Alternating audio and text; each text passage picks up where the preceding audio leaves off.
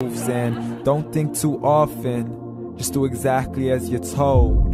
And if you ever get confused, then just turn towards the alcohol. You'll still hear your thoughts, then just turn up the radio as you learn to live a lifestyle of drugs, sex, and rock and roll.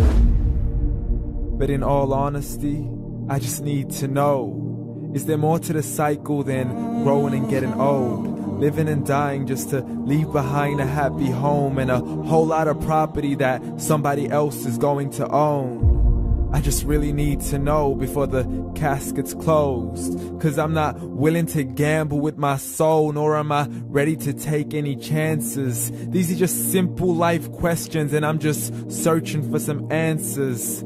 Like, what are we doing here? And what is our purpose? How did we get here, and who made us so perfect? And what happens once we go, or is this world all really worth it? Questions we don't answer because apparently we don't really have to. There's no purpose to this life and our existence is merely natural. Then in that case, please let me ask you, did you create yourself, or was it somebody else who had fashioned you? 'Cause you're a being that's impeccable, faultless and unparalleled. You're a product of supreme intelligence and I'm merely being rational. For there isn't a camera on this earth that can come close to the human eye, nor a computer that can compete alongside the human mind. And if the whole world was to come together, we wouldn't be able to create a single fly. So many signs, yet we still deny. As science tries to justify that all this could come from none, when it's a simple sum. 0 plus 0 plus 0 cannot possibly ever give you 1. So from where did all this order come?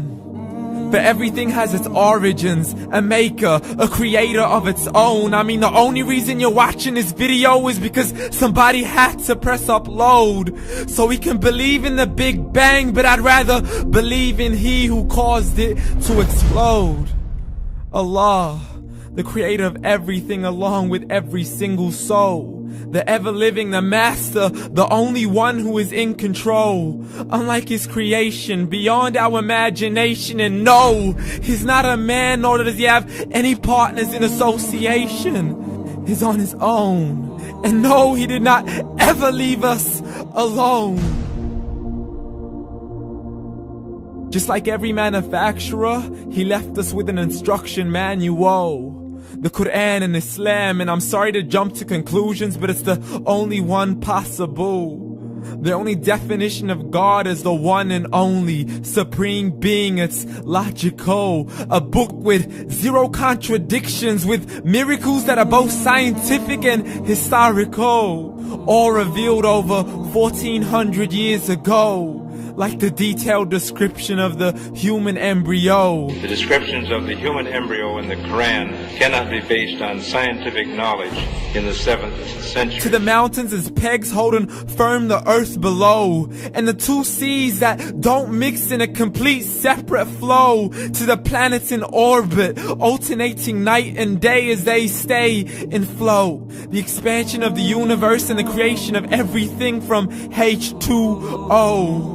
To the stories of the past and the preservation of Pharaoh. To identifying the lowest point in the land where Persia defeated Rome. The gushing fluid that created man in the glands between the ribs and the backbone. And not a word has changed, it's still the same. So please explain how all this was known over 1400 years ago.